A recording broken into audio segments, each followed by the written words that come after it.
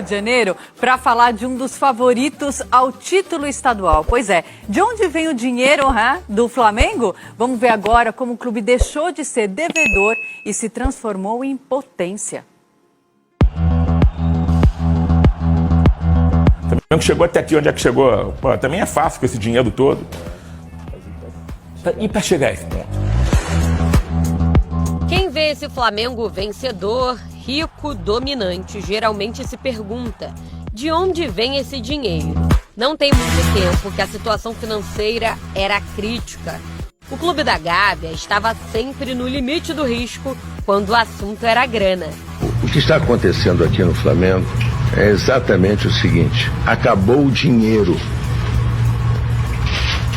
Não tem dinheiro. Essa frase de Márcio Braga, ex-presidente do Flamengo, escancarou em 2009 o que se passava nos bastidores. O rubro-negro estava afundado em dívidas. O salário às vezes atrasava um pouco, né, na minha época de Flamengo, um mês, 2 meses, mas de uma forma geral a gente sempre acabava recebendo e terminando o ano em dia ou muito próximo disso, né?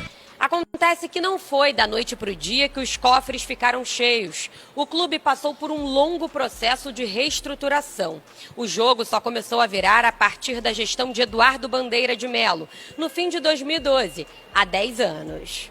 Esse processo de saneamento das dívidas foi um processo que durou muito tempo, né? No início a situação era catastrófica, mas a torcida do Flamengo, eu agradeço muito a ela, teve que sofrer, se sacrificar aí por 4, 5 anos. É um projeto de rubro-negros bem-sucedidos nas suas carreiras profissionais, inconformados, né, com umas poucas partes das nossas vidas que não andavam direito, que era, né, o nosso time de coração. E nós começamos a nos organizar bem antes da eleição. Nós chegamos a participar de uma eleição ciente que íamos perder, para conhecer o processo. Eleição garantida, a missão era reduzir as dívidas e aumentar a receita. A gente estimava uma dívida entre 750 e 830 milhões à época, em 2013. Corrige, sabe onde é que vai dar isso agora. Quando a gente contou o dinheiro, quanto é que tinha para receber no ano, tinha 180, 150 milhões para receber.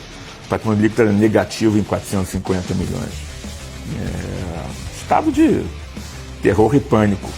Nós temos que nunca deixar de ser grande, de mirar o grande e reconhecer a nossa grandeza interna. Mas você não pode ser cego à sua realidade. E a realidade do Flamengo era de fome. E ao longo do tempo fomos qualificando muito as pessoas. Então, como eu te falei, primeiro ano, 2013, 260 milhões.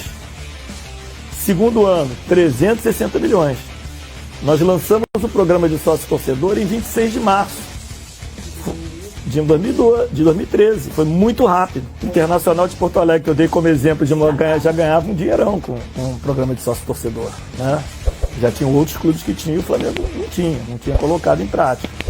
No primeiro ano, se eu não me engano, o programa de sócio-torcedor já trouxe uma receita do Flamengo de 26 milhões de reais. Logo no primeiro ano de gestão, o Flamengo conquistou o título da Copa do Brasil. Bola, campeão da Copa do Brasil, Flamengo, é verdade! A gente conseguiu conquistar um título e não fazia parte do nosso planejamento. A gente não imaginou que ia ser campeão da Copa do Brasil. Isso realmente não fazia parte, né? A gente fez um planejamento de 10 anos, que a gente conseguiu fazer em 6. É bom lembrar que a fama dos cariocas no mercado era ruim. Aliás, carregavam uma das maiores dívidas do futebol brasileiro. Faltava credibilidade. O que acontecia quando a gente ia falar com os patrocinadores, potenciais patrocinadores, com os fornecedores do Flamengo? Eu vivi isso. Você chegava lá pro cara, né, uma administração nova, falava assim: olha, a gente é muito diferente, a nossa história é assim, a história, né? Um monte de gente com uma visão empresarial aqui no clube. Então faz o seguinte, eu estou te devendo uma nota preta, mas continua me fornecendo e eu vou estabelecer aqui uma forma de te pagar a dívida de uma maneira homogênea. Aí o cara falava: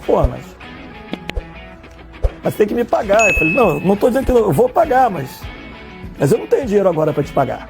Fundamental foi recuperar a credibilidade do clube, recuperar a dignidade do clube e dar exemplo para os 40 milhões de torcedores. Você usa aí competência técnica, muita transparência, muita integridade, impessoalidade, nenhum tipo de privilégio, ninguém contrata parente. Ou seja, o Flamengo tinha que ser tão eficiente quanto a melhor empresa privada e tão transparente quanto a melhor empresa pública. Por pelo menos 3 anos, o futebol pagou o preço por isso. O torcedor sonhava com grandes contratações e sofria com os resultados esportivos. O primeiro sinal de que o trabalho daria frutos foi com a chegada de Paulo Guerreiro, em 2015. Ali, o Flamengo começava a mudar.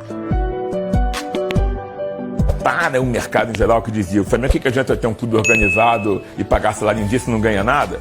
Quando a gente trouxe o Guerreiro, uma contratação de impacto, efetivamente, né? E a gente conseguiu, o Guerreiro veio através de um equacionamento financeiro, a gente fez uma CCB, foi um produto financeiro que a gente fez para trazer o Guerreiro. E acho que o grande marco, talvez tenha sido até a inauguração do CT profissional, né? Que realmente foi um momento em que disse, olha, o Flamengo efetivamente está apostando na sua infraestrutura, está apostando na sua base. Mas acho que a vinda do Guerreiro foi essa, como diria o Bruno Henrique, essa mudança de patamar, né?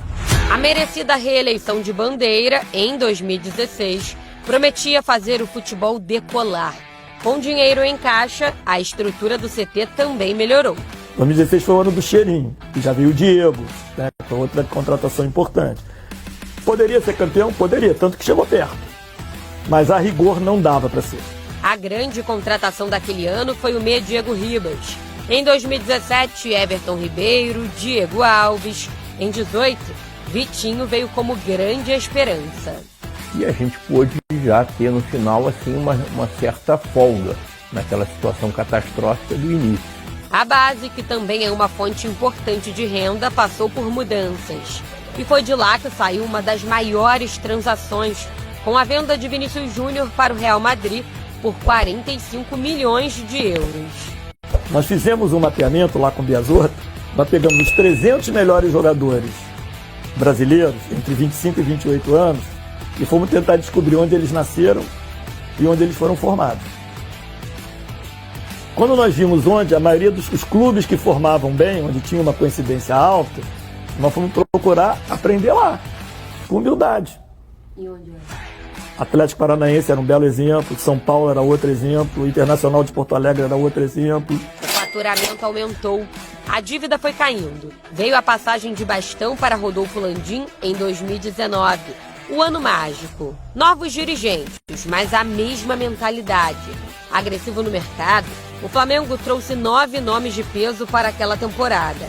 Gabigol, Arrascaeta, Bruno Henrique, Felipe Luiz, entre outros. Depois de 38 anos, o clube voltou a conquistar uma Libertadores. Depois de 10 anos, o Brasileiro. Virou o time a ser batido. De 2019 para cá, foram 11 conquistas. Um faturamento de mais de R$1 bilhão. De devedor à potência, o clube quer mais. Disputa no início de fevereiro, pela 3ª vez, o Mundial de Clubes. Colheu o que plantou e virou exemplo. Então, respondendo àquela famosa pergunta, de onde vem o dinheiro? De muito trabalho.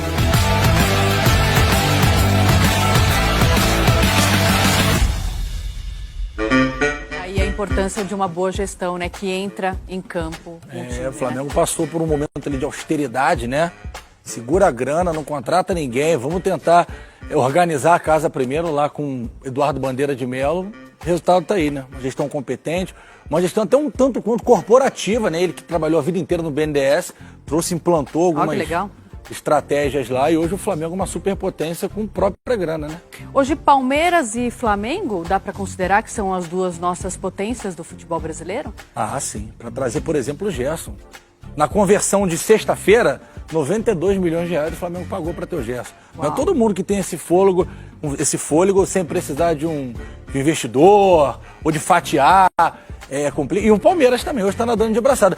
Mas tem clube no caminho certo. Eu acho que daqui a pouco, principalmente esses clubes que se tornaram SAF, né? É uma gestão um pouco mais... Você precisa de resultado, você precisa entregar de fato resultado e equilibrar as finanças, porque são empresas. Eu gostei do termo que você usou, né? Mais corporativo mesmo, né? Sim. E o Bandeira de Melo, ele usa uma expressão que eu gosto muito, que é o passivo moral que ele pegou quando ele assumiu o Flamengo. Você assumir um clube do tamanho do Flamengo, do Corinthians, do Palmeiras, enfim, com fama de mal pagador é muito ruim. A gente tem visto o jogador hoje em dia, nessa temporada, deixando de ir para clube muito mais tradicional para ir para clube menor, mas clube que sabe que paga em dia, que não tem esse problema de atrasar salário, premiação. E jogador se fala, assim, em qualquer empresa, os colaboradores se falam. Então você sabe quem paga, quem não paga, quem atrasa, quem não atrasa. E receber em dia é muito bom, né? Igual você todo dia lá, dia primeiro, aquele malote lá na sua conta maravilhoso. Opa, sim. Mas vamos falar de outra